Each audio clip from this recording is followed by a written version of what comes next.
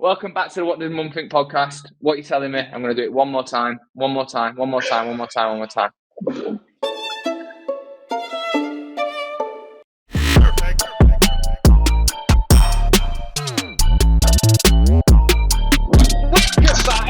to the What Does Your Mum Think podcast. What you telling me, Michael? Happy Sunday. Divering in my front room. You're nice and cozy in another little space. You keep it flexy, don't you, lad? You move around a bit. I do. You never know where I'm going to be. I might be in a studio somewhere. I might be in a caravan. You don't know where I'm going to be. I'm always quite stagnant in the same place. Do you know what I mean? I've been trying to re-up the wall every now and then. I trying to, like on Friends. Every time you see the back of the door, I don't know if you know what I mean. And they always have a different thing written on the door, isn't it? I like it, I don't watch it religiously, but I always found it was quite fun. I can understand the appeal for it, but I hate it. There's an appeal for it. It's like it's one of them. What are you telling me, lad? Listen, before we start, I'd just like to say 77% of you who are listening listen to the content all the way to the end, but you do not subscribe. That's not true. I've been listening to Diary of a CEO after you told me about it, and it's phenomenal. And try not to swear again. I think last time we got a little bit carried away. So no, it's a really good book. But yeah, just on that point, you did mention that you need to mention about subscribing at the start of the video rather than saving it to the end. And also, it sounds too cliche. It's like people get they're so used to hearing it a certain way. So yeah. Please subscribe to the What Does Your Mum Think podcast. If you don't subscribe, you're going to go to work tomorrow, Monday, and you're going to lose your job. So make sure you hit that subscribe button. Nice, I like it, bro. And we are now on Spotify, video and everything. Live, you know what I'm saying? Live, so you can also get your fixes without having, because who really pays for YouTube? You know what I'm saying? And if you listen to YouTube on your commute and it's in your pocket and you knock it off, now you can listen to us through Spotify. We're doing a backlog, so we've just got Harriet's episode number 9 on at the minute, but we're obviously doing a backlog, trying to get the other ones on there when we can. And yeah, making things move. It's been a good year, man. We've been doing it now for about... Christian, I've got a question for you. Talk to me, broski. You've been looking a bit blue recently. Are you all right? Feeling blue. Lewis, feeling blue. Can you pull up Christian's Instagram? What's up? Why are you so blue? You're killing me, lad. I think it's been because of the grind, lad. It's getting that time of the year. Sometimes it hits you, doesn't it? Do you know what I mean? All right, bro. I want to say massive congratulations because, well, I'm sure the picture will pop up in a second, whoever Lewis is. But yeah, congratulations on getting your blue belt in Brazilian Jiu-Jitsu. Thank you very much. Massive congratulations. I appreciate it. How does that compare to the journey of getting that blue belt to other things that you do in life? It adds. The hardest thing you do is the hardest thing that you do. Do you know what I'm saying? And so if the hardest thing you do is parallel park every day, then there's your stress in it, So, so I think with that said, it benefits me in more than one ways, but it doesn't really compare to everything else I do. It's an isolated thing that benefits everything, and it just adds perspective. It's hard to really nail it. I was in the pub a couple of weeks ago with a guy, and he was asking me about the benefits of it and why I do jiu-jitsu or martial arts in general, And I think it's kind of hard to say it without doing it in a way where you feel like you want to tell everyone to do it as well, so they can feel the feelings that you feel, Yeah. But it's because it's do you know what I mean? And again, we're gassing each other up. Obviously, you got your purple belt in it, so I can't even imagine again how that feels, because you turn up the day after you've got it on the mats and it's the same but completely different, but it's not about the other person, it's not about the white belt that I'm going with or the purple belt that I'm going with, it's just all about me, and it reinforces that whole element of you be you in it. And again, not to make this actually kind of podcast, but I appreciate you bringing it up, and I do appreciate the flowers, so to say. But But yeah, man, it makes everything in life easier. It makes the days that it's hard as well because it's a coloured belt in it, and I think sometimes what should be celebrated more so is going on a random Tuesday night when you don't want to go. You know what I mean? Which all alludes up to the blue belt, you know. So like you see the blue belt or you see the purple belt, or you eventually one day, like a good few years away, but a black belt, you know. And Black. I can't even imagine how you see. I've seen a couple of people get the black belts, and obviously they do a speech after it, and it really is uncomprehendable. It makes you uncommon amongst uncommon people. I've got them all going out. Like. Exactly. No, I think it's hard. It's hard to understand as well. Like, you know, somebody, you know, seen on Instagram, maybe someone's seen you get that blue belt recently, and it's like, oh well, yeah, I know someone who does karate, and it's took them like 4 years to get a black belt. Like, why is it taking you 2 years to get one belt or whatever? Like, it's a long process, and it's a hard process, and there's a lot of struggle involved in it. And I think that's why, exactly what you're saying before, why you always feel like you should like telling people you should come down. Like, I want you to experience it, not just to understand the struggle of it, but to understand the pleasure of it. Like, it's such an incredible sport. Like I said, I don't want to make it all about martial arts. Just really want to say congratulations, man, because I know what the struggle and the excitement, and I just know what it means. So yeah, I really appreciate it, man. It does make you check yourself, and I think we all go through a little bit of whatever you do, right, and you're doing well at it, whether it's design, whether it's jiu-jitsu, whether it's being consistent at cooking a fucking home cooked meal every night. Do you know what I'm saying? It's kind of nice to be given the flowers and understanding every now and then that the consistency, being consistently consistent at being consistent, pays off in whatever thing you're doing, you know. And again, that broader perspective, whether it be you know, having a cool shower, whatever your thing is, you know, like just doing it to testing yourself in it, like it makes you think. But yeah, man, right, so we've got a sick episode today. We'll go again fresh. This is episode 10, innit? Number 10, we actually here, bro.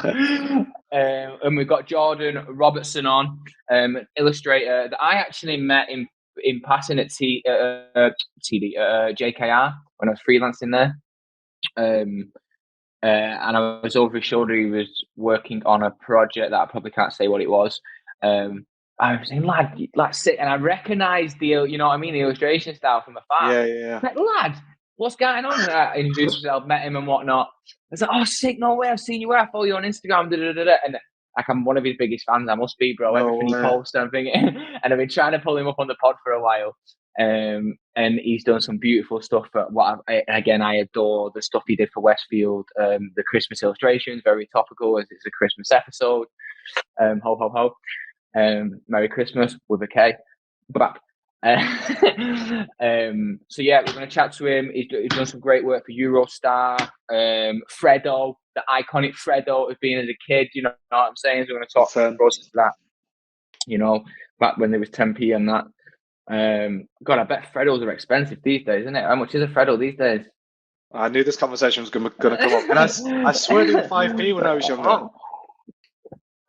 I think I remember 10. You know, I think I remember being 10p. We did a pound. I go to the shop with, and I get like a 50p mix, a Freddo, a pack of Transformers. Can you see if there's a Fredo price chart that exists on the internet? We even wore a green hat just to get on fucking be in the moment with it. Was Jordan also at Turner Duckworth? Yeah, so I think he did a placement at TD. I'd never seen him in passing at TD. I think he's the same age as us. I think he's around 30, but we'll get that. We'll get clarity on that without guessing. But yeah, I know he did an internship at TD. He worked at Design Bridge for a good few years, and now I think he went full-time illustration for a little while. He is also represented by Jelly Illustration, and then I think he does both now. I know that he does both now, but I obviously work at JKR currently. Hence, obviously, where I met him. Yeah. But yeah, he's sick, man, proper sick, and I love his style. It feels so original. So yeah, we're gonna chew the fat with Jordan for 30 minutes, and then we'll go into a little Christmas segment talking about back to the Freddos. Back to the Freddos. All right, yeah. So they were 10p, and Lewis has just said that they've risen 5 times faster than inflation. Fucking hell, what is it, like a quid? Is it a quid to get one now? Like, what's the price of a Freddo today? I've not ate a Freddo for time. I couldn't tell you last time. They're not doing like a plant-based Freddo these days and that. My brother's girlfriend asked me to go and buy her a bottle of Coke from the shop the other day, and I took like a quid. Like, 36p, is that what they are? Yeah, so that's I remember them as 10p. So it's a 36p, it's estimated to 2030. This is exactly what I visualized. This is perfect, Lewis. Yeah, this is great. Wow, this is nuts. That's a mad thing. So why we're talking about 33p. We'll have to we'll pull this up when we talk to Jordan as well. Should we pull it up straight away? Yeah, it was 10p. I thought it was 5, but yeah, so we're looking at this now, 10p. So yeah, and Lewis in the background mentioned that, what was it? It's risen 5 times faster than inflation, the price of Fredo. Yeah. I mean, it's looking better for it, isn't it? You know, it's definitely looking good. I think that's what's called couple P on it, you know, Jordan. Recent illustration update. I think knock it up to £2 when we renew the rights to it. You get some royalties as well, right? Yeah, it's not like royalties. It's like it is like the rights to usage. So yeah, it's pretty good. Like the other month, I got like a small bit of money just because someone flipped it on pack, like one of the characters, and like that went against the. I don't know. I'm quite interested in all like the intellectual property side of things when it comes to illustration. But me too, lad. I don't really know much about that. Definitely elaborate on that. So when you originally did that illustration, we'll introduce you properly in a second. But when you originally did that illustration, you like you do with a logo, obviously, you set guidelines around it, and if they get broken, then you need to be almost notified. Yeah. Yeah, like a lot of those conversations aren't ones I have. It's what like the agents at Jelly will. So I don't know the full details. I just sort of learn from, you know, what I see on the other end. But it's definitely like I mean, through this podcast, I might struggle to talk about my own work and stuff. But like the more kind of like hard sort of just freelance sort of general stuff, you know, I'm quite into. And it's one thing I thought was really interesting and good about being an illustrator is you do seem to get the rights to things, whereas like because also I'm a graphic designer as well, and you don't really get the rights for any work you do, even though you do so much of it. So. Oh, lad, I fully hear that. Right. First of all, welcome to the What Does Your Mum Think podcast. Thank you very much for doing this. It's all right. Can you flip my camera on mine, because it really is vexing me. Lewis, am I being a real diva? Lewis, if you can. Nah, sweet, bro. I mean, Lewis is the man if he can do it. Do you know what I mean? I don't know if he can do it or not, but we'll see. Yeah, I just know how my brain works, and that'll keep ticking away at the back of it. Say no more, bro. Honestly, if you can do that, Lewis, put in the little message thing that we can do it or whatever. Or just might kind of do it. You know what I mean? I'm sure I'll be over it. Yeah, thank you very much for doing this. Thank you. Thanks for having me. He's having a look now. And you're currently, correct me if I'm wrong with all this, but I think I've got it down. So you're currently at JKR, obviously working full time. You're represented by Jelly, doing your illustration still, and it'd be good to obviously understand how you balance these two things out. Do you know what I mean? With hopefully having a weekend every now and then. You worked at Design Bridge for a good few years, 4 to 5 years, I think. Someone's checked out your LinkedIn. And you've also done a placement at TD where that must have been around my time when I was there though as well, that when you did that. So yeah, I reckon I did it in like summer, and maybe you would have started a few months after or something. Yeah. Pretty close. So with that said, right, before we get into all the worky stuff and the London stuff and all that kind of we always take it right back to the start of being a kid. And obviously with illustrators and with your illustration, what was school? There you go, the flip. I've seen it active. Nice transition, that Lewis. Take it back for us. What was? Did you draw a lot as a kid and stuff like that? Yeah, I guess so. Like, It is funny because I didn't do illustration at uni or anything. I did graphic design because I just thought, I like drawing on like a base level, but I never really thought of doing it as like a career in any way. But I just enjoyed it. I don't think I didn't do like art at A level or anything either, because I don't know, I just liked drawing, and I'll just draw stuff, like from like comics. Like I feel like every kid just draws like stuff straight from comics and stuff like that, and like Dragon Ball Z characters. I remember drawing them a lot as like a kid. Oh, nice. But then I got a lot more into it when I started working in graphic design, and sort of like getting to know like proper illustrators and stuff like that, and seeing it more as a craft that way. Yeah. Do you remember what illustrators you were drawn into, like the first illustrators you looked at and was like, yeah, sick? Like I guess like when I first started working in design studios, that was probably just as like more illustrators were starting to put stuff on Instagram rather than Behance. Yeah. And so it was more just like being attracted to like just discovering like modern digital illustration, whereas before I'd only ever really seen it in like when you're in like art college and we have like those like odd illustration books of like the year, and like you just like I wouldn't be able to name any of those illustrators, but like I don't know, there's just so many, isn't there? But I used to work with Charlie Davis. He's a really good illustrator, and nice. I mean he was pretty inspiring in terms of like probably like just seeing what an actual illustrator is like, and like you could see like how good he was at drawing and stuff like that. But then I think because like I still am really into graphic design, I love like all the Abraham games and all that kind of stuff, like those kind of image makers. I'm trying to go more back that direction, really. Yeah, nice. I mean, you've got a very distinctive style. Do you know what I mean? And like I said, as I was introducing you as well, I always find it really original when I see it. So like, what you obviously you started at Design Bridge. So the opportunity was there at Design Bridge to then start illustrating a lot more, and that's where you started doing it more on like packs and on jobs and things like that there. Yeah, so when I was CEO of Design Bridge, I I was like surrounded by like, some pretty supportive people there,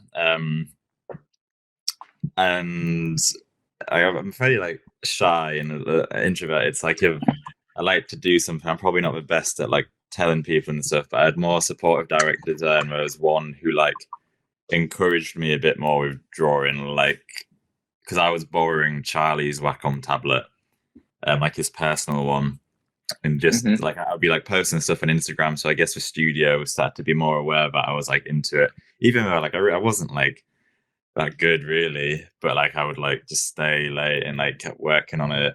And then one of the directors got me like a Wacom tablet, so then that became like my sort of work extra accessory, I suppose. Yeah. And like that kind of like defaults you in just to get a couple of jobs in for like illustration. And I just kept it up on like Instagram. Got like spotted by Jelly to join their like futures program. So it's not like you are signed on to the roster, but it's like a new and upcoming sort of thing. It's like someone who doesn't really have much experience with clients and stuff. Yeah, like get more and more little jobs, and like I remember like doing this Lipton job, and I can't remember like the illustrator fell through, or like it was just there wasn't much budget for it, and I was I was like a junior, so they just kind of gave me a chance to do it, and like I managed to like get some okay drawings out. But I remember it being like a real struggle, and like didn't know really where to start. Like it was like when like Neo comes out of a pod in the Matrix, he's all covered in slime. It was almost like disorientating going from like the years of graphic design studying to just becoming like a junior graphic designer and starting to like understand the differences between a real brief and a student brief. So your mind is already sort of adapting and letting go of things. And then suddenly getting like an illustration brief, it was like that all over again. And it really stressed me out. And like, I think I had quite a while to do it, but like I remember working in the evenings and like thinking about it the weekend, and eventually I got it done, and it was like okay, but like there's dodgy bits about it. But when I remember doing it again like a month later to do like the next round or something like that, and just being like already so much better at it. And like, yeah, it's like when you work out and your muscle rebuilds, it was a bit like that in the brain. It just felt like I could do it again. And I remember when I went freelance, I got the Lipton project again. It was always like the same one. And I honestly, it could have been like 3 different illustrators who did it. Like the third one, when I had dedicated everything to it and gone full-time freelance, was like way better, because I'd suddenly gone from just doing everything in the evenings to now like having all my day to practice drawing. So yeah, I was getting like more and more small chances at DB, but I just like kept like improving and managing to like get more. I love that. When you was at Design Bridge, they you've been through a process of getting your portfolio together when you was a student. Was it all just very pure graphic design, or was your illustration starting to show influence there? Because it sounds like Design Bridge had seen your Instagram or started to see like bits of sketch work that you done and go, all right, fucking hell, yeah, you can illustrate as well. Not really, to be honest. Like, so I had my Design Bridge interview when I was in second year, because it was for like their bursary scheme. I don't know if they do that anymore or not. So when it got to second year, like first year is kind of like all messing around anyway and experimenting. I can't remember if I was doing any illustration then.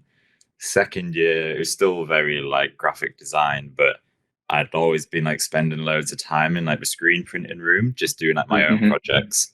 I mean, like I do today, like just still doing personal work. And they were kind of like, I think then I was really inspired by like Noma Bar.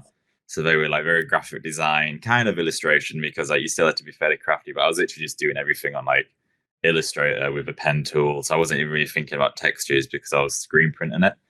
And so they were personal projects I had in my portfolio when I had that interview.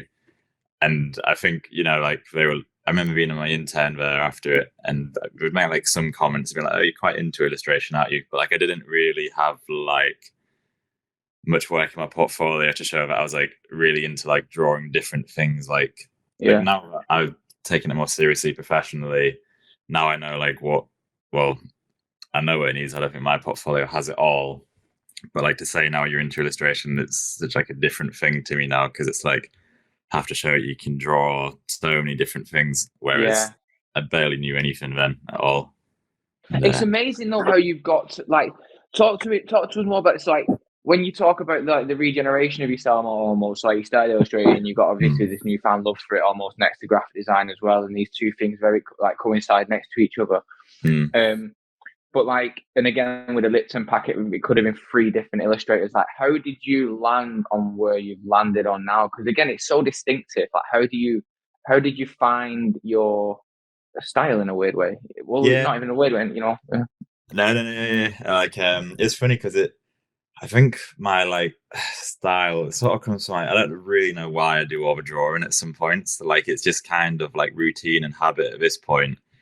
So like the style kind of depends on like however I can fit that routine into my life. And now that I've got a full-time job, I'm like, well, if I'm going to do the drawing, I want to make sure it's like worth the extra stress. I want it to be like economical. So then the style becomes something where I'm thinking of like, is there like a commercial angle to it? And, sometimes that means you have to withdraw more like, it sounds wanky, but like artistic tendencies, because you're like, I could do something which I really experimental and it says textures and paints or whatever, but then I'd be like, well, have I just wasted like the one spare evening that I've got, or like afternoon on something that isn't going to generate anything to improve my life? I'm a massive overthinker, but I can see it in my style now as well. Like I'm quite into like routine and order, and so I'm learning that if I'm spending time of my day doing drawing, it has to give me some kind of mental relief as well. So like the drawings are becoming a little bit more like organized and stuff like that, because that makes me feel like I've got everything together. But then there's but then it's also like you create like mental rules for yourself as well. So it's like because the thing I was saying about the commercial stuff is like you kind of, I do try to have conversations in my head of like, what is my style, like if that's gonna make me more unique. So like I give myself like certain rules of what things should be. Like I have like a limit on the pattern and textures that I'd use, but then I'm trying to like build equity in like certain pattern and stuff like that. And I always imagine if it is going to be commercial and it is going to go to print, needs to be something which is kind of like flexible. If someone wanted me to do it in vector, I'll do it in vector. But like that means like I'm cautious when I'm doing like blurry edges and things like that. Yeah. And especially when it comes to color use, that's probably like my biggest rule that I've got is like I try not to go over like 3 or 4 colors. And like I do tend to always put like an off-white background on things, but then at the same time I'm trying to like stop it, because I'm like, am I creating anything new in terms of like the commercial illustration world, or am I just trying to recreate old things that I like? And I think, you know, if I want to find success and like longevity in a commercial illustration, I've got to like keep pushing to do something new. But then at the same time, like, I don't know. So what about the doodles on the iPhone? This is a good point, right? So I think exactly where you're at there. Let's pull a few of these up and talk through these, so we're not talking blindly about them before we do. Because I'm really intrigued in this. So Lewis, in the background there, if you don't mind pulling up, obviously the stuff that Jordan sent through, but the doodles where you can see obviously they're over like photography and things. And again, Jordan, I love it. You know, like on these, Jordan, like because you just mentioned then that you obviously dedicate some time to do illustration to make sure that that it's potentially got some value at the end of it. But these are obviously really rough. Are these like at what moments are you doing these? Because this seems like really loose. Yeah, I mean these are like you trying to loosen up a bit and like enjoy drawing. I kind of feel like to answer both things, like with my style as well, I try to like be really like true. It sounds really wanky, but like to what like the medium is. So like if I'm digitally drawing on my Wacom, I really like just using like the most basic Photoshop like perfect circle round brush. I mean it's like I'm not pretending, you know, I'm doing a painting. It's like I'm very much just doing the Wacom. So like on this, because I'm using my finger and I'm just using my notes app, it's just like I feel like I'm still abiding to my rule of being like, you know, I'm being true to what the medium is and I'm not pretending it's anything else. But I really like the iPhone because I can be a bit more like expressive, because there's no tool to be like I can perfectly mirror it like I do on my Wacom and stuff. So it's like, because I'm trying to keep my style so solid on my other stuff, I'm like, well, you can't blame me for this one because I was using my finger. But then a part of me would still love to take like a commission on more like this, just because it's fun. But then like I need to stop worrying about if it's going to make a commission, because like it's just fun to do, you know? Yeah. They're beautiful. Like so that is just like waiting for the train and stuff like that. It absolutely drains my battery though. I got to go around with like an extra battery pack. I know, because I live in Black Horse Road, and so if I'm ever going to like Brixton or Peckham or something, I got to do like the entire Victoria line. So that's like a good half hour of like intermittent signal and stuff like that. So like it's good to have like something in your pocket and draw on. If I'm too self-conscious to like whack out like a little sketchbook on the tube. So when you do it on your phone, it feels a little bit less embarrassing. You know what I mean? Like you kind of hide it. Jordan, I mean, I know everyone gets in their own head about their own things, but I won't give up, bro. Do you know what I mean? This is amazing what you're doing, lad. Dude, to this day, I whip my sketchbook out and sketch. I mean, I'm not doing beautiful illustrations, you know what I mean? I'm playing like, I'm just sketching whatever fucking mash up of a logo idea I've got or something, you know what I mean? I've just looked at someone's jacket and made a connection. I'm like, I don't give a fuck if I'm standing up, I'll get it out, do you know what I mean? Yeah. But like, you should be so like this. I think it's awesome, man. Like, but I'd be the one peering over your shoulder, being like, "Oh," you know what I mean? Look, I'll show you the phone I'm using. It's pretty embarrassing. It's just like it's like an iPhone 5 or something. It's like also that uncomfortableness, Jordan, has led you to create this art, which is also fucking really cool. I know. It's like my contract expired like a month or 2 ago. And I'm like, I don't know. I want to get the big phone now. It's like, because like that's what I like about doing like fake imaginary print process in your head, because then that forces me to do like kind of like a half tone texture and pattern, so I can use one color but get 2 effects. Yeah. Same with the iPhone, like not being able, like that's why I like drawing on the notes. Like the photo edit is really good because you can zoom in, so like. You know, kind of less of an excuse to not do like a more accurate drawing, but on the notes, like you can't zoom in or anything. I thought this one was quite meta. I'd use like emojis on my Instagram story and then screenshotted that, and This is like a very long notes which I usually draw in, and it's just like an endless stream of like consciousness. Like it all links up is like one big thing. I'll get it. I know what you're saying. Doing it with your finger is difficult, but I open up notes sometimes if I've not got my sketchbook and I think I've got a great logo idea for this thing, and I draw it with my finger and I think this looks really bad. Like, my finger's so thick and it looks messy, but like the detail of these, I'm just like well impressed we have like I'm just like well impressed we have like pencil brushes and stuff like just on the notes. It just like goes unnecessarily hard. Oh yeah, sick. Wow. And there's little Superman. These like this could like even like the story and the narrative that you've got to why you do them as well. Do you wanna see something really sad, which is a little bit like this? Hang on. Is this just one note? Is that one note? That's all one note, but let me show you. That's cool, isn't it? This could be an exhibition space again, like when you walk. Taking like a week off work at the moment. Honestly, at this point, this is like a campaign to remain single. But I've drawn. I have this like really long piece of fabric. I don't know if you can see it. Oh, Jordan! You can't see it really, can you? But basically, I have this little toy car. And so a little bit like the notes, I've drawn like a roadmap for it. You can't really see it, but I might post on Instagram and have like a better image of it. Yeah, my son would love that. Yeah. I was just gonna say, so if you send us some photos of it, Jordan, and we'll put it in the post. We'll put the producer will put it in the post and put it in the edit so we can have it up like big and show it properly. I'll do some editing on it and stuff. You don't. It's one of the things I really like drawing. I don't know what like I would do if like I wasn't drawing in those times. Like I spend so much of my time like just doing it. Like I think if I didn't do it, I would be like, I don't know. Like that's why I like having like the long form stuff. Because like you can like there's like sort of no end. I mean there's an end to that one, but the iPhone one there's no end to it, which I like. Do you have a preference of what medium you use? Because obviously in the images that you sent over as well, Lewis, if you could pull some of them up, there's obviously like paintings in there as well. Obviously, you use your notes as like a really rough and easy way to start doing some illustrations. But do you have a preference, or do you feel like you need to do all mediums to be a true illustrator? It's hard because sometimes it's like the ego's involved. Like I'd love to say I love painting, but like that's just to try and I don't know, it's like an imposter syndrome or something. Just like that feels like if you're good at painting, it transfers well to the other one.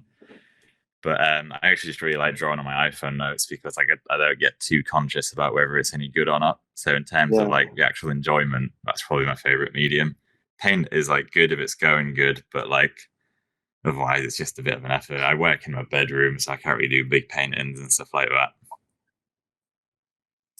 But like in my head, like my best ideas would be on big paintings and stuff like that. So sometimes it's like I'd like to prove to myself if I could make what I've got in my head, but then at the same time, it's stressful. You know what I mean? So these that Lewis has pulled up now. So I was doing this jelly one. So this has become like the aesthetic. This is you, Jordan. Yeah. When you saying before that that you use different mediums, or when you're in a different program, that'll influence what you create, the style of the illustration. So what are you creating this in? Is this in Illustrator? This is just Photoshop. This is in Photoshop. Yeah, and so like sticking to the medium, this one, I'm using like the hard edges. I'm using like the symmetry tool, but then it's mainly just using like those textures things, but then because it's like a digital thing, I wanted it to feel like quite organized. Do you know what I mean? Like I didn't want it to feel like I was trying to recreate a painting by adding in loads of textures and stuff like that. I was trying to make it feel digital. I don't know if you've got the tennis one that I did, but I thought that was a real genius move. Some of the stuff I was doing on that one. It was pull it up. It was like with the iPhone notes one, I don't know, like sometimes I think I'm just a genius experimenting when really it's just a bit naff. But the tennis one I was quite excited about. No, sorry, not this one. This is... Which one? The people walking? It's nothing to do with this commission one. It's just like two tennis players on like a blue and green background, but it's You'll find.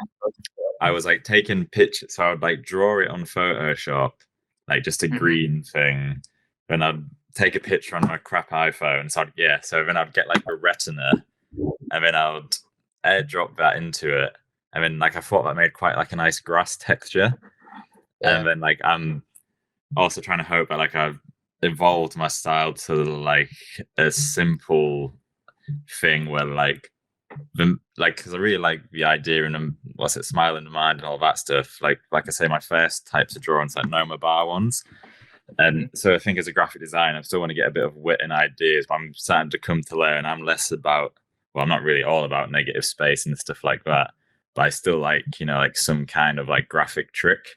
So like I was pretty excited about getting the retina and that sort of feeling like a digital version of grass. And I'd hope to explore this a bit more, but I'm just not sure how commercial it is really. But I've been trying to reduce all the shapes that I do to like really simple and almost like out of the way.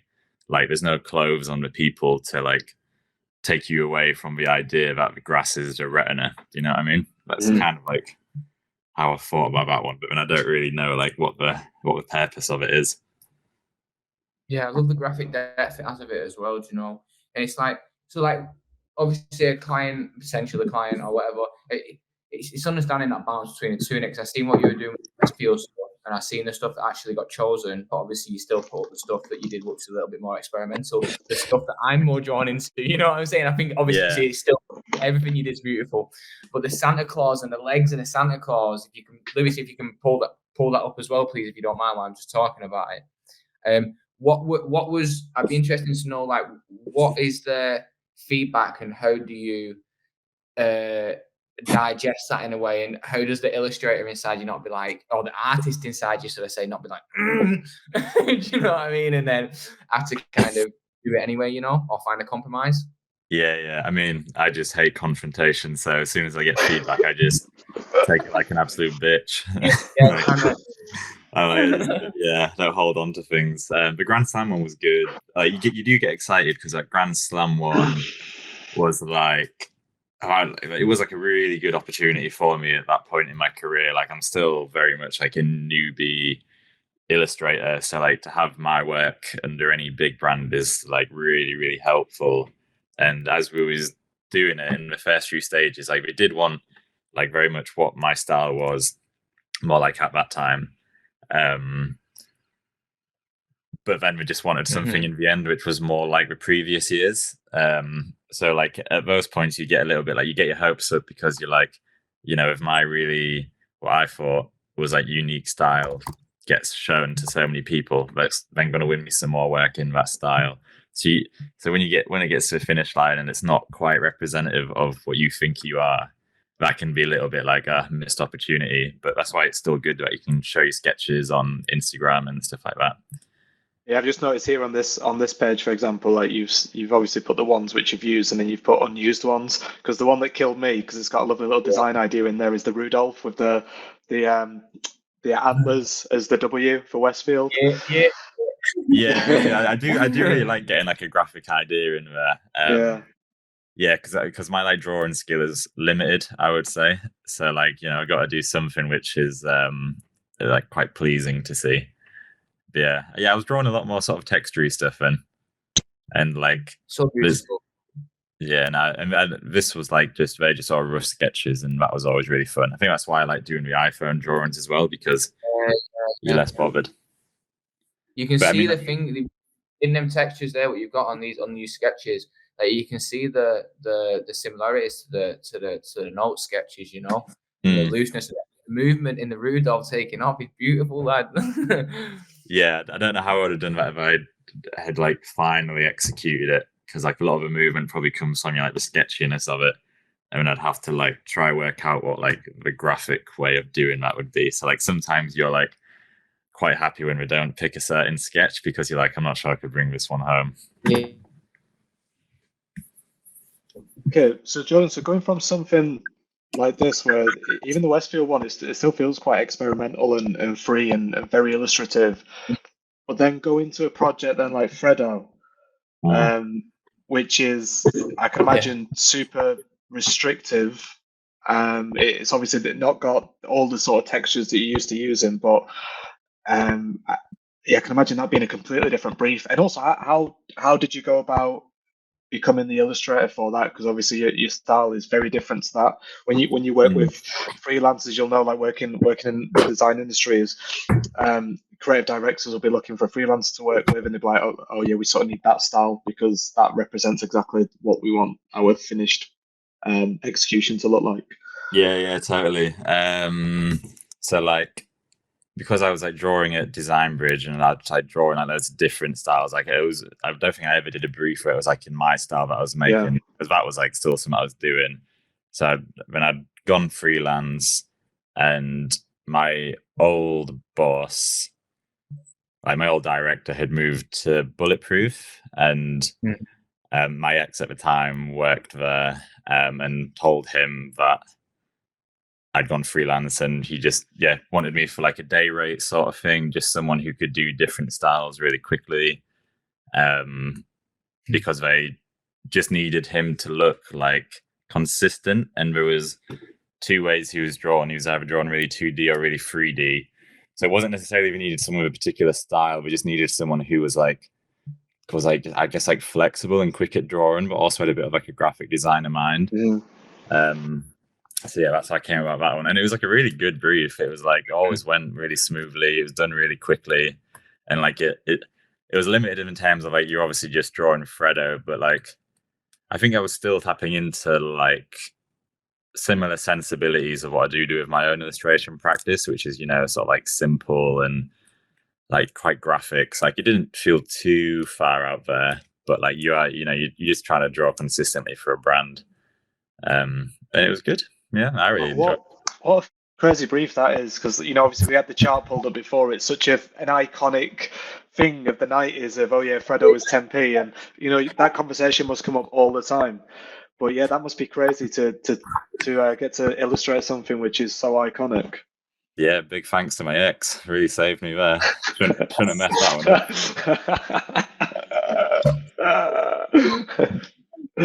Yeah, it was awesome. That's it.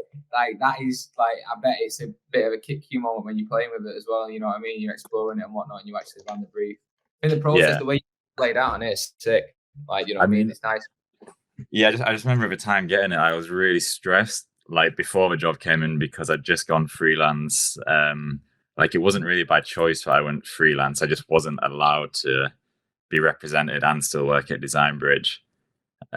So like I just, they didn't force me out or anything, but like I just rolled the dice on freelance at the time of COVID, where it was like, I don't know if it was like a good or a bad idea. So when the Fredo work came in, and because the money was good and it like supported me for like a while to be able to like get better at illustration and relieve myself of anxiety. So yeah, I got a lot of good. That came in at just such a good time, and like it afforded me to like then be able to develop my own style and spend all that. So like, yeah, very proud of the Fredo work, and it definitely helped a lot.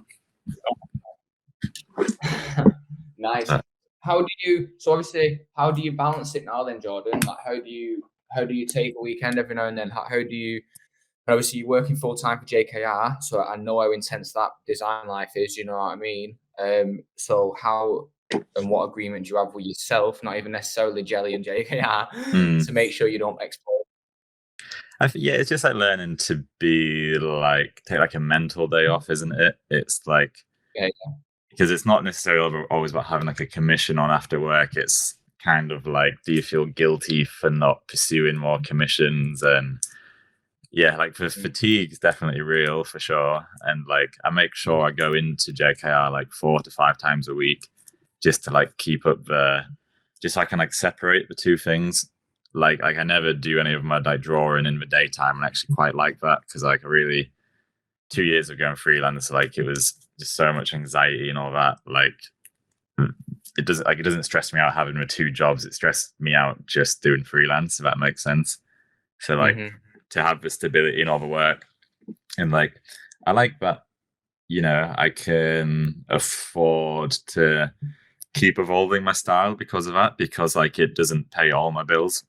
So like, if I want to post those notes on Instagram unless, it might actually be detrimental to my illustration career in some way. But I'm kind of hoping, if I can hold on to enjoying drawing, then that'll be the best way in terms of longevity for drawing. So it's a good question about how do you manage it, because it's just making sure you still enjoy it if you're going to spend time doing it.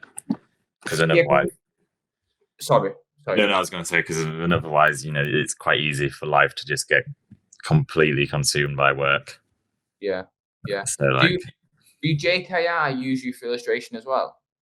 Yeah. So it's great. I get illustration jobs, not necessarily in my style or anything, but just I've got a whole other website of the more commercial drawings which aren't in my style, but some bigger clients, and that's. I love doing all that because you improve your drawing skills so quickly, and then you get a big brand to put it with. And that's, if I do an illustration job at JKR, it tends to be more like that. Although I did one thing sort of in my style, but then it always flexes a little bit, and I like that because it's it's nice to take a break from your own style as well, and just be able to just try and achieve a nice drawing. As opposed to does it match up to the rest of the work and stuff? It's just that one good drawing on its own. God, it must really help as well, because if you're designing pack and you're doing the pack alongside the illustration, I can draw the illustration to fit the pack.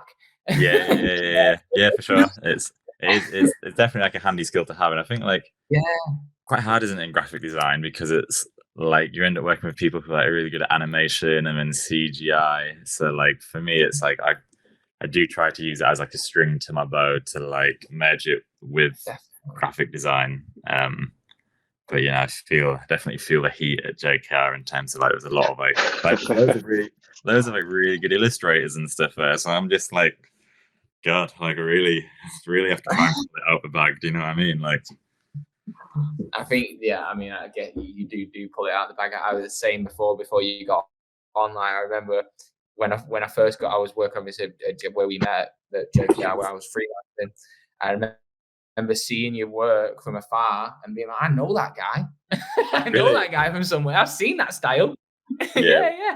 I can't say I don't think what you was working. There's one of the Fredo protesters coming in. Scab.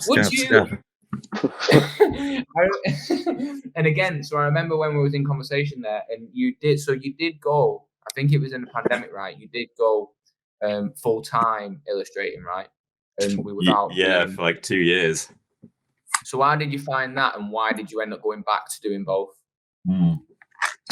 I mean, just say, so with Fredo, when he was drying up at a certain point, but because it was just over COVID, and I wanted to I did well to have some good commissions, which afforded me, and I'd made lifestyle choices around it. I moved back to my parents for a little bit, so I was keeping my costs down. So it just, all my energy just went on to if I've already left a job that I really liked, I better make something of this, even if it is just to improve my drawing skills for 2 years and get to a point where I'd feel confident being on the Jelly roster with my portfolio of work. Because I didn't do illustration at uni, so there was 3 years that every other illustrator already had on me.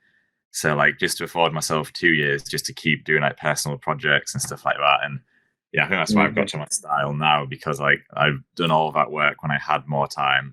So now that I have less time, I'm not looking to change it as much or be more effective with the time.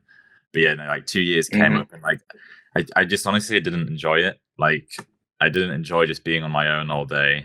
Even when I was doing work and on commissions, it was just I really like being in a design studio. I do quite like people telling me what to do, and ideas getting rejected, and just having colleagues and not all being about yourself. But when it was all about me, it just that wasn't very good for me mentally.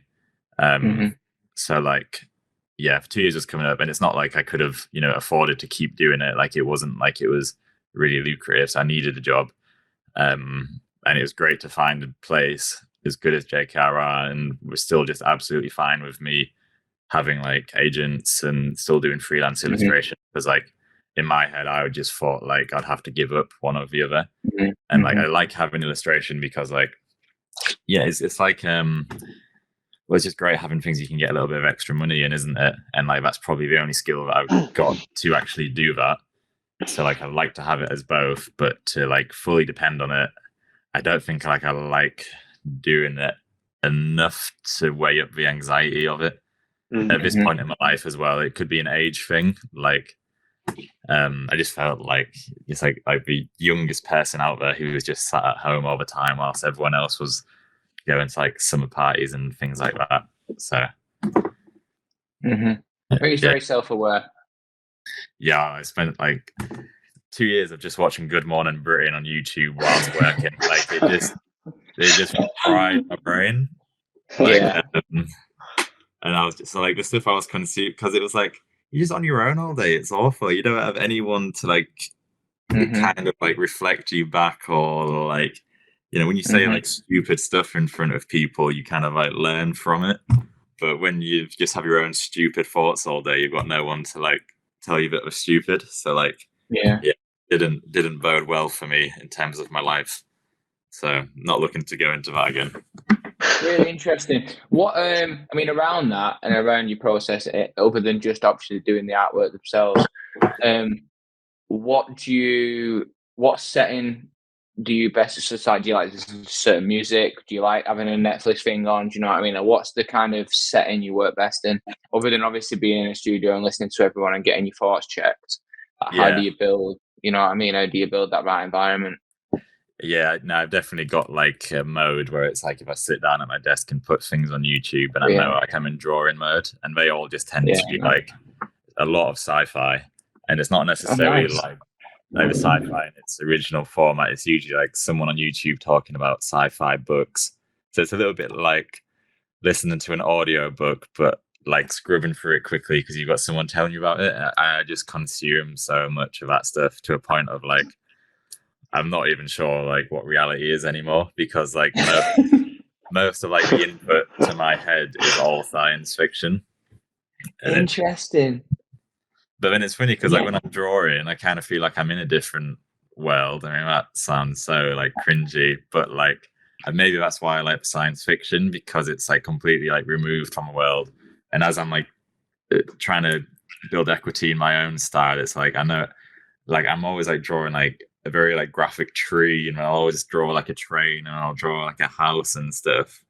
And so I don't know, I'm just building like this little moon planet or something. Like I don't know what it is, but it's like you know, big believer in all the input you put in, you know, will affect what you put out. So like because like when like David Hockney's going around painting, he's like observing, isn't he? And I'm just at my desk facing a wall. So it's like that's what I was gonna say. That's what I was kind of getting to. Like what do you like? What feeds you like visually? Do you know what I mean? Like other than the generic going and looking over pieces of art or looking, you know what I mean? Is it the mundane nature of walking down a street you never walked down and seeing an obscure tree and then it being like boom, and then that, you know?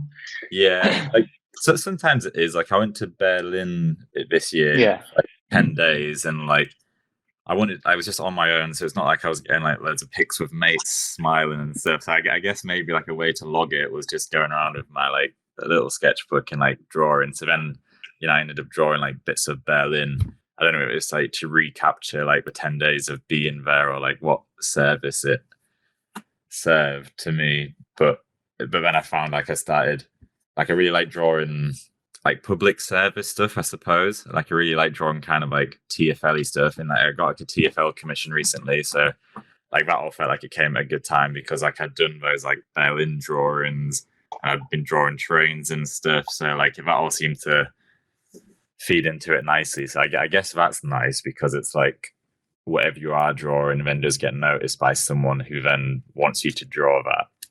And at the moment it's like really public service stuff, and I'm not 100% sure too why, but I think it's because like I really like the graphic design part of me, just things, you know, like how like the toilet door man is drawn and like the green walking man. So like something about like accessibility and conveying information in an abstracted way. And that's what I'm trying to do more with my work now. Like I'm redoing this old Olympic project because I look back on what I did and I like the idea of it, where I was using like the Olympic circles as these characters, but I just like really overdid it with like the extra details. So now, you know, I'm trying to draw more inspiration from like the designers who do make like road signs and things like that, and reintroduce that more into my illustration, where it becomes a bit more like concise and single-minded. I'm gonna flick through a few of these because that's what you're talking about there with the yeah sign, right? The sign. And like I would hope that like my style like pairs with, you know, like that without like sacrificing too much. I love these, Jordan. Like, just so cool, bro. And again, like your textured line and I quite like these. Like what I went to this Japanese commercial illustration thing. Did you go to a Japan house like a few months ago? That Japan house, lad. I didn't go. I've been to Japan house before, but no, I didn't. I've not been to that exhibition. It was awesome, and like I discovered this one illustrator who there's like this Japanese town before it, and it was something like bad but good, and he'd like scanned all these drawings, which he'd done like digitally. I think they were pretty good drawings, but you know when like you like zoom in on a scan and it kind of goes like all purpley and pixely. Yeah. So that started to interest me a lot, that kind of like genre, whatever it is. And like I would quite like to explore that in my work a bit. But then I'm always like mindful of like if it's commercial or not. But that's why I like doing those finger drawings as well, because it's kind of like it's bad because the tools are kind of bad. So, one thing that's really interesting, John, is obviously you've gone through this journey of being a graphic designer and then an illustrator, then spending time through COVID to, you know, build this illustration style. And then you obviously hit this point where you've worked on Eurostar, where you've done something which is super, like, is a fucking really cool brand identity. It really, in that brand world, so that probably excites you. But then obviously, like, it's your illustration style. Obviously, there must have been some sort of brief to the look and feel, but it seems like they've selected you on this brief because of your style, which you've created. So could you tell us a bit, like, from the start of this, from being briefed into it, like getting the role and being a part of this branding project? Yeah. This was a good one in terms, like a lot of the times like a brief comes in, like they haven't chosen you yet and kind of like putting you up against a few different illustrators. Whereas on this one, I was pretty keen to just, as soon as I got the email anyway, I'm sure there's more discussion before it got to me. But, you know, they seemed very sold in on what I'd already done with other stuff. So, like, yeah, definitely, it was good to have like a lot of autonomy with style on this one. And yeah, I mean, like I am always like still exploring and experimenting. So, like, my stuff had become a little bit more cleaner and graphic. And I can't remember which ones they'd referenced. But yeah, I look on these now and I do really like them. And like, even like those sketches at the bottom, that was me as I was starting to go to locations more, like observe, and then still trying to get some kind of like story. Like I was still learning so much whilst I was doing this, and like especially like I hadn't always drawn people. So then like I was thinking like, well, you know, what do you need to do to people to make them interested? It's not like I can draw like anatomy perfect or anything. And so I was had a bit of learning to do just in terms of like how do you make the people interesting with like the limited drawing skill that I do have. So yeah, it's good. Fantastic. I think these are great to see. I love how you put your process on like this. I mean, like I'd love to do these again because I just feel like I could do them better now. But bro, like, they're fantastic. Honestly, bro, like they're really good, Jordan. Like they're really good. I'm giving you your flowers. Yeah. Yeah, for sure. No, thank you. Yeah. Now, how is it working on a project like this, where obviously being a designer as well, so you understand the sort of the brand and the way that they've created this brand, which is like I do really love this as a branding project, and then the illustration style. It was Design Studio, right? Who did the job? Design Studio. Yeah. And the illustration style is, I guess, as a brand designer, you're always looking at finding that thing that connects with it. So on the sketches, you can see you've started to put that spark in there. I quite like how there's quite a strong contrast for that clean aesthetic of the brand, but then there's this very colourful illustration style, which feels a little bit vintage as well. How did you sort of reach this without having too much the designer's head in it, and also creating this illustration style for it? Yeah, no, it's funny because there was like 7 or 6 illustrators who did this, because it was I was like the one who drew London and the other ones drew the other stops. And I suppose maybe because I would have seen like the branding first, and that I think as a designer would have influenced it quite largely. Like I always, if I'm doing work, even though it's like a personal project, but I have like ambitions for it to be seen by a client, we'll do like a logo test. And so like I'm putting like the logo with it. And I think because I've drawn in so many different styles and I've worked on loads of different brands, feel, like I'm like willing to adapt for like a logo and, like support the branding with my illustrations. Whereas like, I guess maybe illustrators who don't have a graphic design thing would just like, less influence probably in a better way, and will just do whatever they can. And I suppose it's like, it's a bit like backseat driving, do you know what I mean, with like the designers who are on the job. Like you're doing it to support them, but in your mind you think like, well, that will look best with their logo, so I'll do it more this way.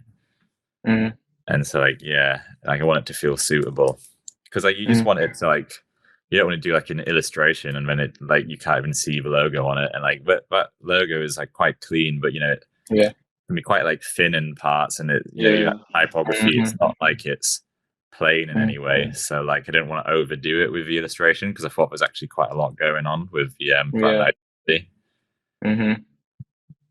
Yeah, wonderful job. Love this job. Yeah, it's awesome, isn't it? Really good, really good. Solid. Really good system. You are shining, brother. Awesome. Yes, I think that the illustrations exist on like, when you go on the website, and if you're like on the London page or something. So that was fun. I've been like wanting to draw the South Bank for a while, so it was nice to like get to do that, because like I'd practiced drawing that already, because like I don't really have 2 buildings in my portfolio back then. So I was like, okay, I kind of know like, because like windows are just like so hard to make interesting, and like the South Bank is like mostly windows. So like I remember I'd spent a while on a personal project drawing South Bank, and I'd kind of worked out how to draw it and make it interesting for me. So that was good to just kind of get to rehash that a little bit.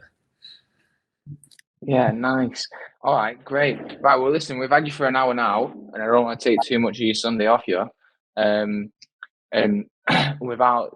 this is one of them questions, but I mean, you've mentioned that you wanted to draw the South Bank for a certain while. What would be your, dream illustration job? Like, what would be the killer Jordan? Do you know what I mean?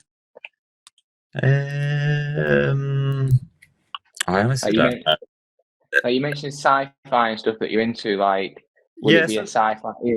Or I mean, like TFL was like a really big one that I wanted, because I was drawing a lot of like just as kind of like an alien Londoner. Like I started getting inspired by illustration whilst living in London, so that was ace to like sort of become part of the illustrations that will stay in London for a while. So that was kind of like a dream, really.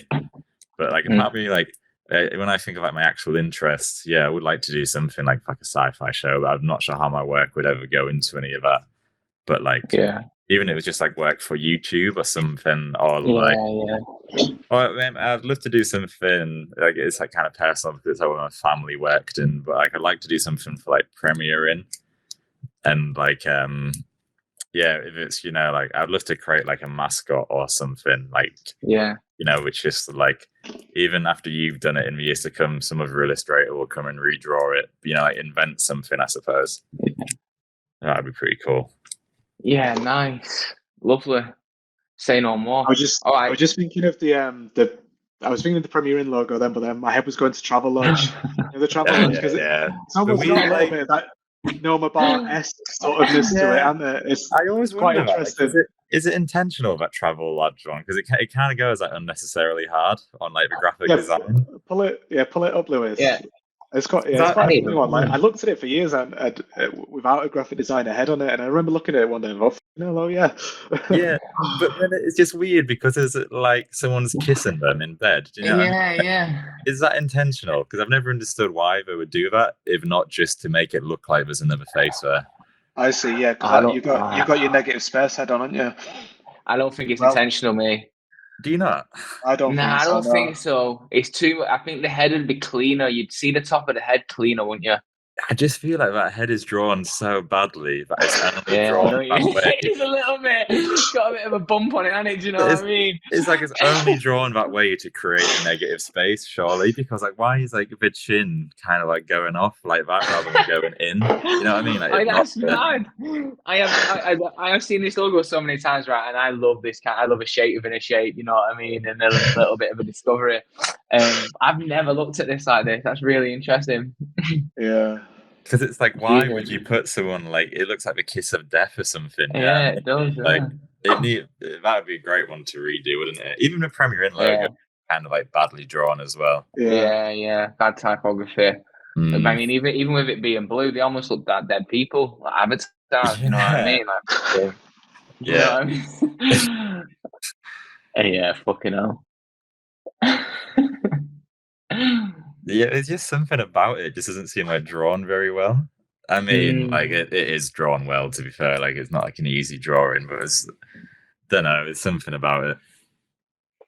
Yeah, these are two fucking bad logos to end on, aren't they? No, I think it's interesting. No, I think the conversation. Yeah, I think the conversation around is really interesting because with that Premier Inn, you can. I think the hard thing with that challenge is not making it almost generic, just like an eclipse or a moon, whatever you want to call it. Is it an eclipse? Is it an eclipse when it's like that? Is it? It's an eclipse, the full thing, isn't it? Fucking whatever it is. To make that distinctive would, in a weird way, lend itself to the style you draw it in, right? So, you know, that could give it like a beautiful charm. Yeah. Kind of think of like brand mascots in my head now. Yeah. Well, it's just like a nice colour as well. I really like the purple and yellow. Like, I feel like it just looks nice in like interiors and stuff for like a hotel. Yeah. Nice, Jordan. All right, sound right. Well, I think that's great. Thank you very much for doing it. Like I said, we've had you on for an hour and I don't want to rob you for too much of your time. But it's so nice to talk through everything. I told you I'd get you on here when a couple of conversations. I'm like, I've got a podcast here, but I'm starting. No, it was great. I mean, I just wanted to wait a bit when I had more to talk about, you know what I mean? But then I could just be waiting forever. So I appreciate you asking me. Oh, it's fantastic. Oh, for sure. And I've given like really polite nudges over and we've got you on for number 10. So it's like a nice round number as well. Do you know what I mean? This is episode 10. So I love it. I think it's an amazing podcast. I love it. You too, so. Do you cap the illustration? Are you doing any like Christmas commissions or anything? I mean, it's a bit too late now, I know, but like I'd never say no to a commission. I nearly did one a couple of Christmases ago. And it was just so intense because it was like an American client. The money was this. I wasn't working at JKR then. Like, the money would have sorted me for like a year. I think it was just like good. And I was I'll f my family for this. Like, there's really no sentimentality when it comes to it. Like, I'll take on any job at any time. Anytime, anywhere. Well, keep smashing it, lad. And I think again, everything you're doing is great. And I think again, the way you catch yourself and the way you end up doing projects to free yourself up and stuff. And I think just keep doing you, innit? I mean, I don't what do I know, but I think hopefully one day you'll have an exhibition, and I think you could, again, outward looking in, you know, I think you could even just do the exhibition based on them iPhone drawings, and I think that's a really beautiful, something really freeing about it, and like open and loose, I think, and can inspire a lot of people listening to it, you know. And I think that level of, because like I said, outlookers looking in, Michael's never met you before, and I've only met you, you know what I mean, a few times in passing, but I never spoke to you in depth like this about your work. And like outsiders looking in, like, you're doing it, bro, you know, like you're out here, you're established, you're doing it, you know, like you're and it's really interesting to understand your thought processes through it all, and the things that kind of, you know what I mean, almost feel like they're hitting you hard, you know, and you kind of go against them. It's good. Yeah, I appreciate you hearing me out, because I'm a massive overthinker, but it's nice to hear that you find it interesting. So I'm glad it's worth it to some degree. For sure. Like, definitely, bro. Keep doing it. You know, obviously, again, who am I to say that? You know what I mean? But like, you keep smashing it, bro. No, that's as much motivation as I need. Thank you. Bless you, bro. Well, listen, thank you again, and yeah, I'll speak to you soon, man. Yeah, hopefully see you in person sometime soon. You will do, brother. Pleasure to speak to you, Jordan. Yeah, thanks for having me again. See you nice later. One, bro. Lots of love, Thank bro. You. Nice one. Bye-bye. You can just shut the lid. Like it when you do that. Yeah. What a lovely lad, bro. What a humble, like, gent. You know what I'm saying? Insane. I can't. Well, I can understand the feeling of him not wanting to get his sketchbook out, but I'm surprised he just doesn't do his thing because of the credentials he's got. And even if he didn't have the credentials, he's fucking great jawline. Do you know what I mean? He's a fucking good looking lad, isn't he? It is, yeah. What you got to worry about? I didn't even ask him, but I couldn't fathom where he was from. And I meant to finish then. We usually take it right back in it at the beginning to where his accent's from. I can't remember where he said he was actually from. Is he from like Huddersfield or something? He sounds from just slightly to the east a little bit, doesn't he? Yeah. But fantastic, bro. And like Amazing. I said, I think my favourite pieces of his work, funnily enough, is the Christmas stuff. One of anyway. You know, I think everything else is great, but I think the ones that didn't get put through, the one with the Santa Claus, with the you know what I loved as well. I loved how he put rules around the stuff he does and things like that, like how he 3 colours and how he's always thinking in that graphic design brain. So if he's going on pack, it's only going to be 3 or 4 colour print. It's going to be da-da-da. But, and it was interesting to like hear about how his thought process around the kind of commissions and stuff, and you know, and his self-awareness to be like, though this isn't good for my head, even though financially it might be really good, but like I support, you know, I'd be better being in a space with like loads of other great people that I think there's lots to take from that. I'm looking forward to listening that one back. It's hard when you're doing the pod because sometimes you can be caught up thinking about like the thread of what's coming next that you lose the moment. And like when I've listened back to the ones that we've done so far, the 10 that we've got in the bank now, I think, sick, like I'll take that from there, you know. I'll have a little bit of that. It's difficult. Really I can see moments where I'm just dying to ask the next question. I'm like, all right, I need to just take some breathing space, like let Christian go and make sure that like we stay on course. But yeah, it's hard not to get lost in the sauce in it whilst you're doing it. Yeah. One thing that I really loved as well, which you know it just coincidentally decided to show us was when he actually pulled up his notes and he started to scroll through that fucking massive long just that long thread of the notes. And like you said, that in itself could be an exhibition. And like, what could you do with that? Like, that could be just something that goes on and on and on. And I thought that was really cool. And Sorry. I was just going to say that. I know. I was just going to say that approach to different mediums. And I love using my notes for like lots of different things. But it's when he hasn't got a sketchbook there and he thinks, okay, well, I've got this, I can just be doodling on my phone. Like, why not? I just thought that was really cool. I did, lad, and because sorry again, I get really excited. Oh, go.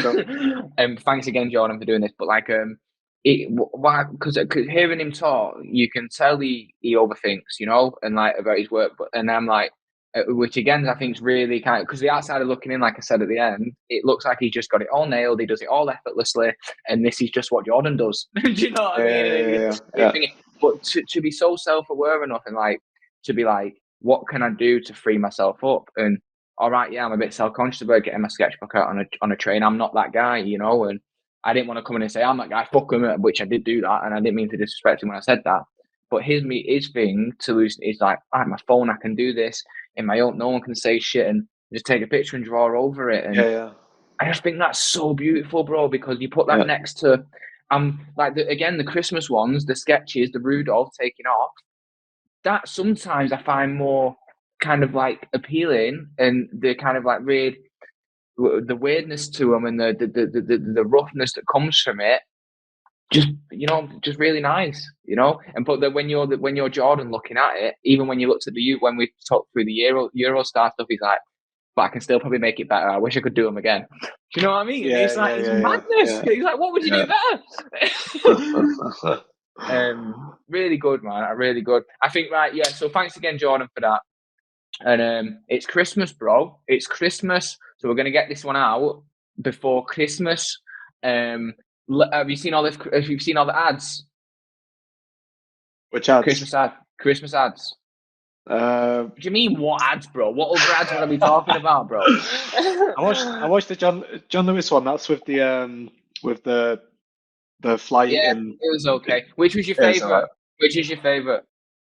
I think I watched the Apple. None of them are stuck in my head. Like, I can't even. I watched the Apple one. I can't even think about what was the Apple one again.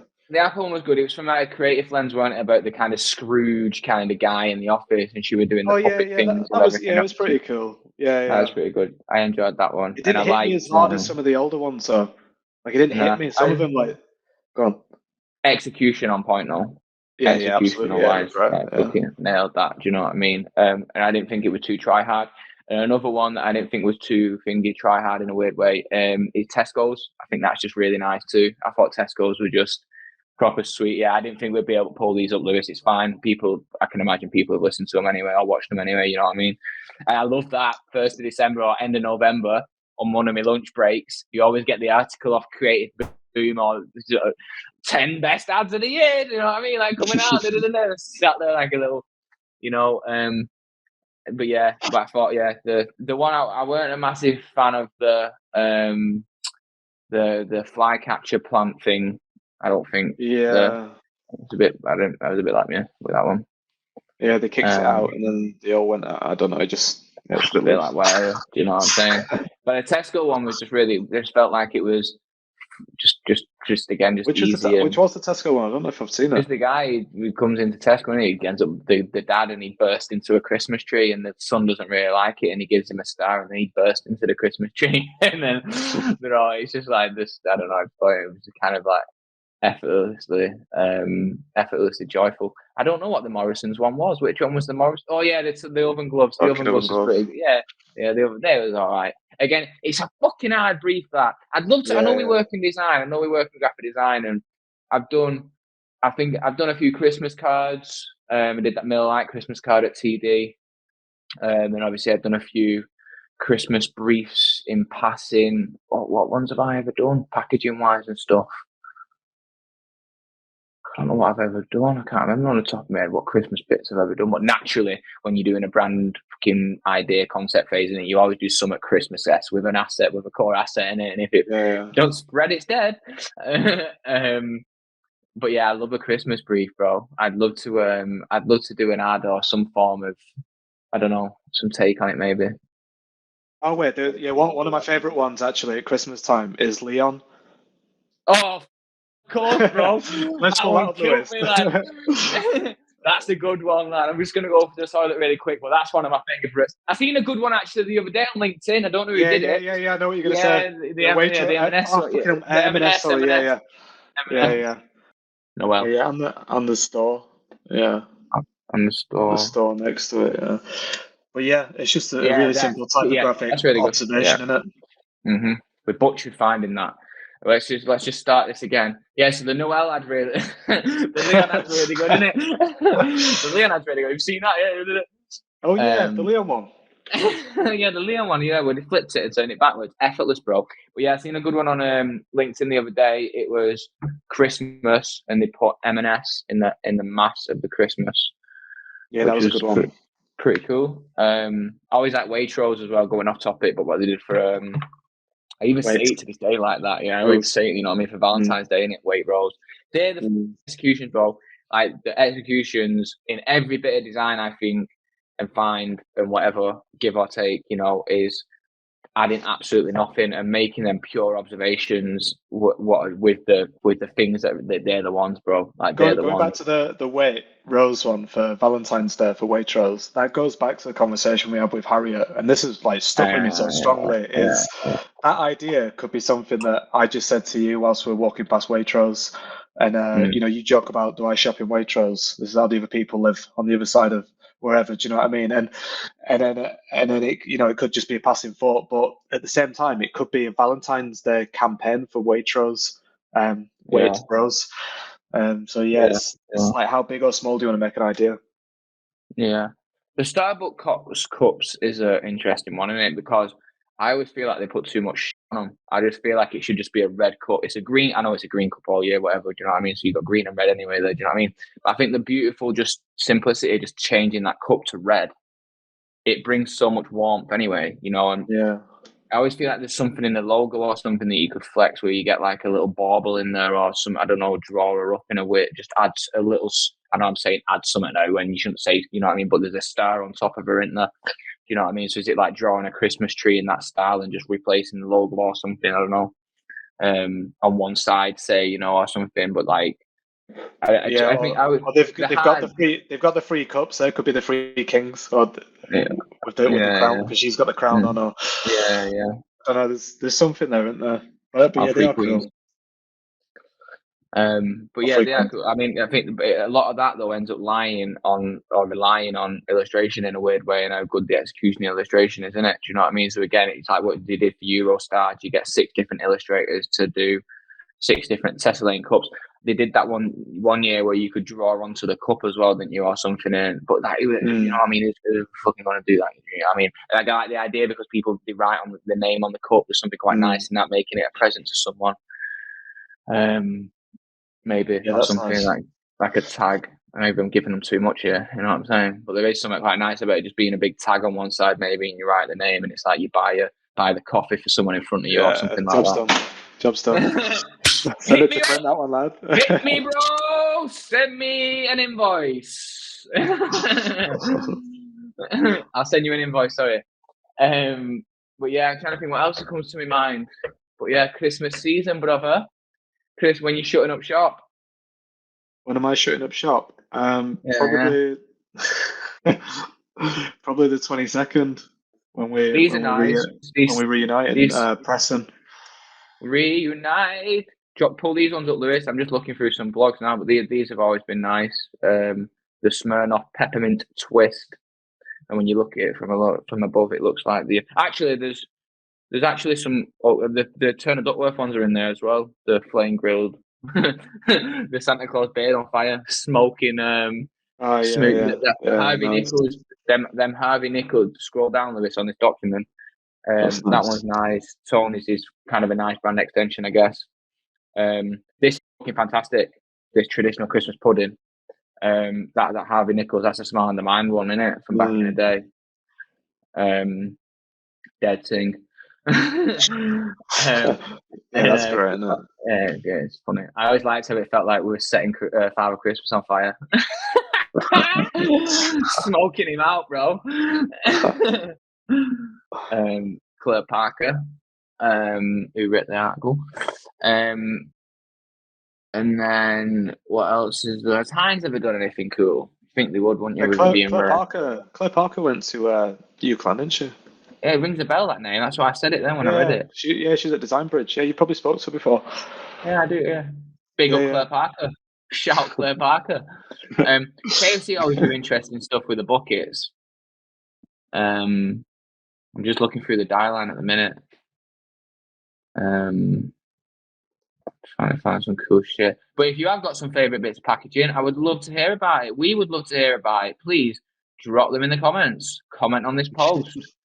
Maybe we can do this as a little segment, actually, we put on Instagram. So if you do have any favourite bits of packaging that we've not mentioned, please comment below, and we would love to hear them. Yeah, that'd be cool. Then we could share them, unless somebody else has done some of their own Christmas packaging. Fucking hell, that one was good, actually. I don't know how sustainable it is, but you know, when Coca-Cola did the bowl, the little bowl thing that you could actually... that was nice. Yeah, I just dropped it there in the group.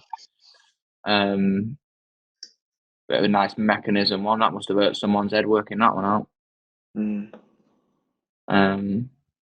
It's good, isn't it? I mean, that stout one as well, I always liked. I think what Midday did back in the day. And the Laos Golden Syrup, where they made it like a little Christmas pudding. I think that's clever. That one actually is really good. I love that one, actually. Pull this one up.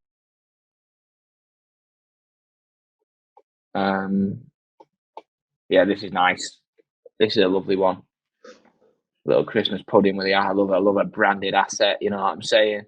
Carry them unmistakable assets, brother. Yeah, that's lovely, that. That's quite sweet. Just drawn really nicely. I'd have that on the centre of my table, getting everything, you know, like, it's really nice. Feels really warm.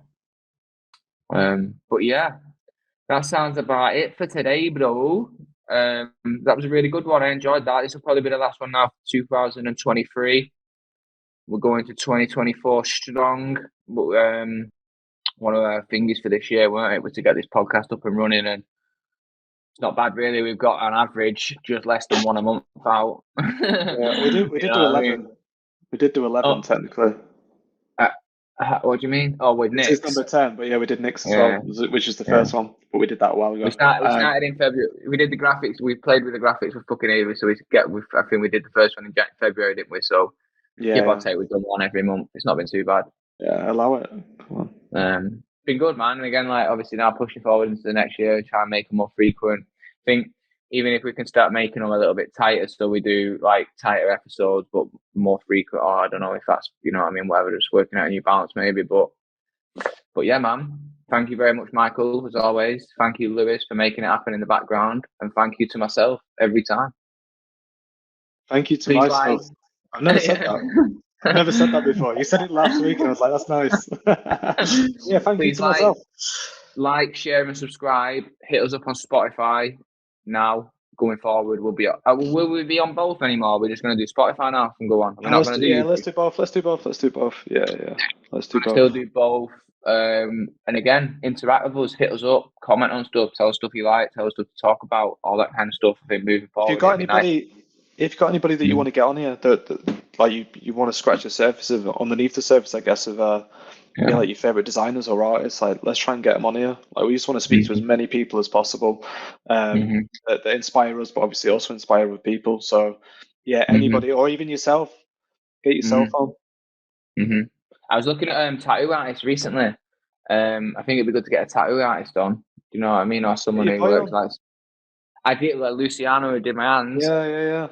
I went through his thread on Instagram, and he's kind of I don't think he's kind of reserved a little bit, but there's this guy I've been following on Instagram who just moved from Greece to he's living in Amsterdam, he's from Greece, and his work is absolutely phenomenal. So I'm going to try and I've been speaking to him a little bit about trying to get a booking for a tattoo. And figure out a time when to go over to Amsterdam. His stuff's amazing, lad. It's so cool. He's like an illustrator, but I know all that, but it's a really distinct style, you know. So I'd love to try and get someone like that on. I think it'd be interesting to flip the script a little bit on that. And more like even like producers or like video editors and things like that, more animators, artists, anyone of whatever kind of, maybe a chef. I've been obsessed. I'm obsessed with MasterChef, bro, and I think there's so many similarities in what we do as designers to chefs. I think it's anyone, man, do it. Anyone who's passionate about what they do and love what they do, and I want to hear what's good. Let's talk. Let's talk, brother. Right, but thank you, man. Please like, share, subscribe, hit us up, share all that stuff. Like, maybe subscribe, have a biscuit, all them things. And we appreciate your ears and eyes.